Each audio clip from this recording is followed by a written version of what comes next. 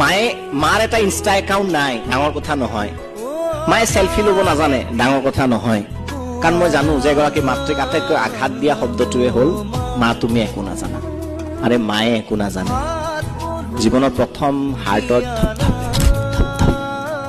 মায়েৰ গৰ্ভত শিকিছিলো, মায়ে শিকাইছিলে হৃদয় কেনেকে কম্পিত হয়, হয়নে নহয়? প্ৰথম উশাহটো ল'বলৈ কোনে শিকাইছিল? প্ৰথম খোজ কাঢ়িব কোনে শিকাইছিল? প্ৰথমতে বহিব কোনে শিকাইছিল? জোৰে কোৱা, মা নামটো কওঁতে কৃপণালী কিয়? প্ৰথমতে বহিব কোনে শিকাইছিল? প্ৰথমতে খুৱাব কোনে শিকাইছিলে?